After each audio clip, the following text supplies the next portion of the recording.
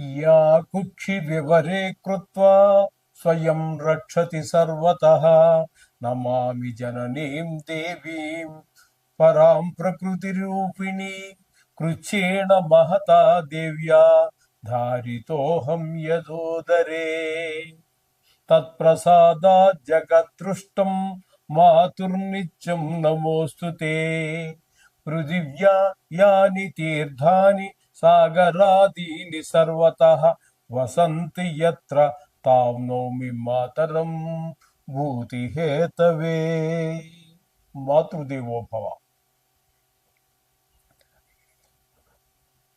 July 2026 సంవత్సరం గోచార ఫలితాలు ఇప్పుడు మనం చెప్పుకోబోతున్నాం. మకర రాశి వారికి జూలై నెల 2026 సంవత్సరంలో గోచార ఫలితాలు ఏ విధంగా ఉంటాయో సశాస్త్రీయమైన పద్ధతిలో తీసుకునే ప్రయత్నం చేద్దాము.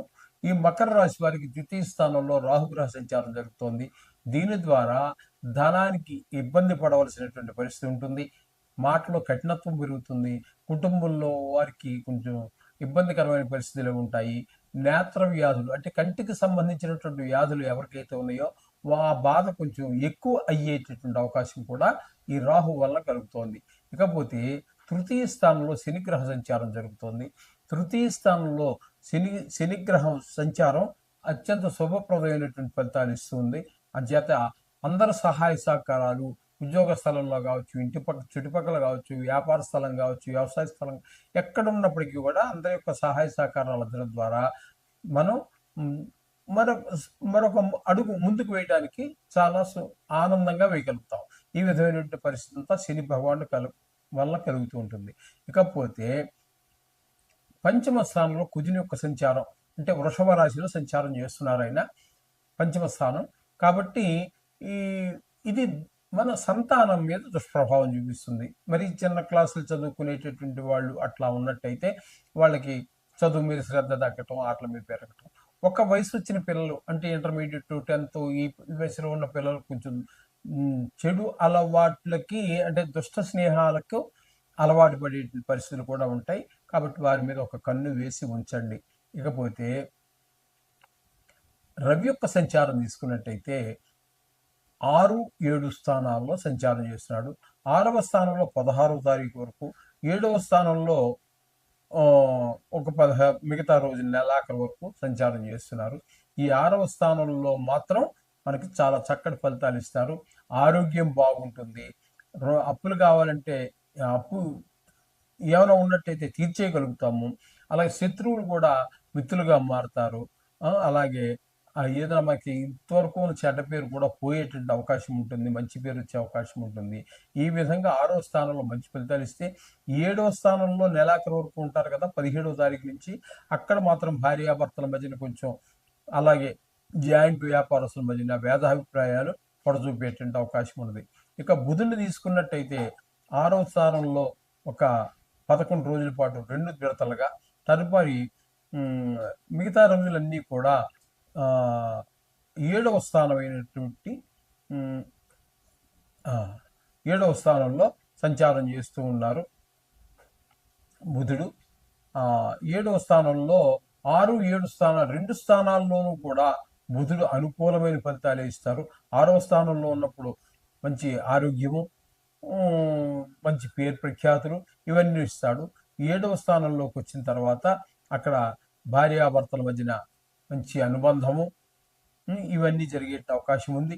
కొంతమందికి పెళ్లి అవ్వాల్సిన వారికి కూడా ఆయన కొంత అవకాశాన్ని కల్పిస్తాడు. 7వ అవకాశం కల్పిస్తాడు. పెళ్ళై ఉన్న వాళ్ళ మధ్యన భార్యాభర్తల మధ్యన అనుబంధం పెరుగుతుంది. ఈ విధమైన ఫలితాన్ని బుధుడిస్తున్నాడు. ఇకపోతే 7వ స్థానంలో శుక్రగ్రహ సంచారం 4 రోజుల పాటు 7వ స్థానంలోను, తదుపరి 8వ స్థానంలో పూర్తి నెలాఖరు వరకు సంచారం చేస్తున్నారు. ఈ శుక్రుడు 7వ స్థానంలో ఉన్నప్పుడు అనుకూలమైన ఫలితాలు ఉండవు, భార్యాభర్తల మధ్యన విభేదాలు ఉంటాయి. ఇక 8వ స్థానంలోకి వచ్చిన తర్వాత మాత్రం ఆయన శుభ ఫలితాలు ఇస్తారు. మన చుట్టాలకి అందరికి బాగుండేటట్టుగా ఎవరికి హఠాత్తుగా ధన లాభం జరిగేటువంటి అవకాశం ఉంటుంది. ఇప్పటి వరకు మిమ్మల్ని పరాభవం చేసినటువంటి వాళ్ళందరూ కూడా మిమ్మల్ని మెచ్చుకునేటువంటి పరిస్థితి ఉంటుంది. ఈ విధంగా శుక్రుడు 8వ స్థానంలో అనుకూలమైన ఫలితాలు ఇస్తున్నాడు ఏరు లేకపోయినా. గురువుని కనుక తీసుకున్నట్టయితే 7వ స్థానంలో సంచారం చేస్తున్నారు నెలంతా కూడా. ఇక్కడ వివాహం కుదరటం కానీ, వివాహం అయిపోయి ఉన్నట్టయితే, లేకపోతే వివాహం జరగటం కానీ, వివాహం అయిపోయి ఉన్నట్టయితే భార్యాభర్తల మధ్యన అనుకూలత, ఇవన్నీ కూడా 7వ స్థానంలో ఉన్నటువంటి గురువు సంచారం వల్ల కలుగుతూ ఉంటాయి. ఈ విధమైన ఫలితాలని గురువు ఇస్తున్నాడు. ఇక 8వ స్థానంలో కేతుగ్రహ సంచారం ఉందండి. ఈ 8వ స్థానంలో కేతుగ్రహ సంచారం వల్ల మన బంధువర్గంలో కానివ్వండి, ఎవరికో ప్రాణాపాయం అయిందని విషయం వినటం, పెద్ద దుఃఖం కలగటం, హఠాత్తుగా ధన నష్టం జరగటం, కలహాలు, పరాభవాలు, అవమానాలు జరిగే అవకాశం అంతా కూడా ఈ 8వ స్థానంలో కేతుగ్రహ సంచారం వల్ల జరుగుతూ ఉన్నాయి. ఈ విధమైన ఫలితాలన్నీ ఉన్నాయి. కాబట్టి ఏది ఏమైనప్పటికీ కూడా నవగ్రహాన్ని మీరు రోజు ప్రార్థించటం, ఇటువంటి కొన్ని మన కష్టాలను తీర్చడానికి వచ్చేటటువంటి కొన్ని ముఖ్యమైనటువంటి పండుగలు ఏవైతే ఉన్నాయో, అంటే సంకటహర చతుర్థి ఇలాంటివి ఇప్పుడు ఈ నెలలో మనకు జరగబోయేది. ఇక్కడ సంకటహర చతుర్థి ద్వారా చాలా మనం ఆపదల నుంచి బయటపడవచ్చు.